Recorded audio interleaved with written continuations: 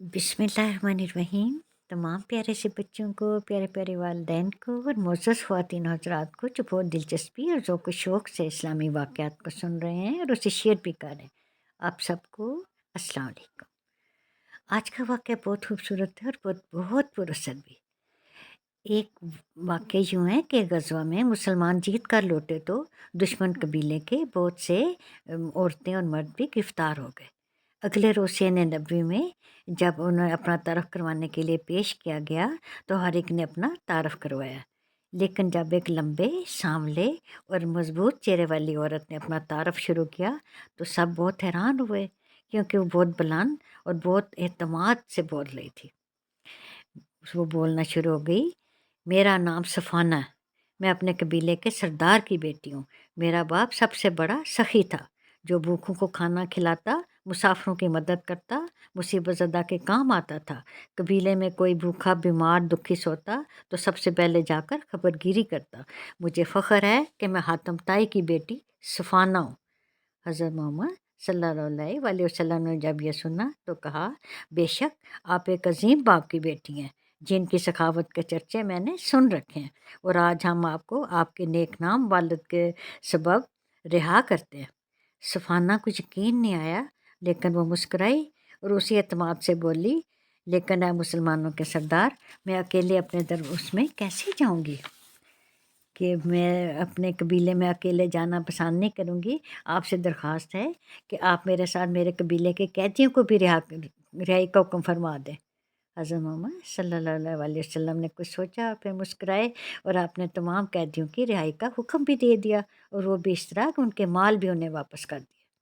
सुफ़ाना के लिए ऊँट मंगवाया गया और उसके सर पे चादर ओढ़ाई गई, और चंद तोहफ़े भी साथ देते हुए कहा कि ये अज़ीम बाप की बेटी के लिए तोहफ़ा है।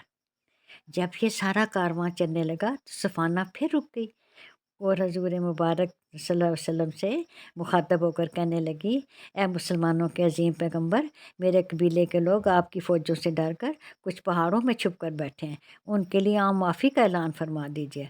हज़रत मोहम्मद सल्लल्लाहु अलैहि वसल्लम ने हज़रत अली रज़ी अल्लाह तआला अन्हु को अपने करीब बुलाया और उन्हें कहा कि वो ऐलान माफ़ी कर दें ताकि कबीला अपने घरों को वापस लौट सके।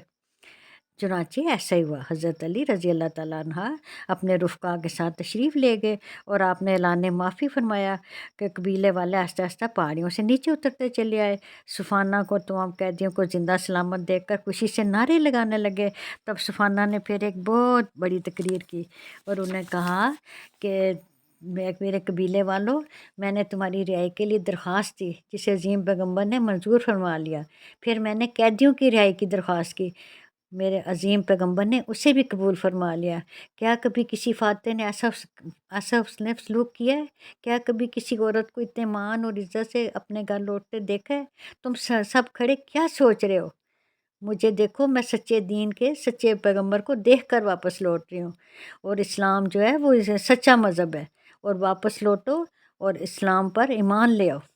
चुनांचे वो सब वापस लौटे और इस तरह उन सब ने दीन इस्लाम को कबूल कर लिया, और यूँ इस्लाम दिलों को फ़तह करता हुआ फैलता चला गया। सुफ़ाना की ज़ानत फ़तानत तारीख़ में रक़म हो गई, और प्यारे नबी की शफ़क़त और मेहरबानी के तुफ़ैल इस्लाम का जो थे सरहदें वो दूर दूर तक फैलती चली गई और दिलों को फ़तह करता चला गया।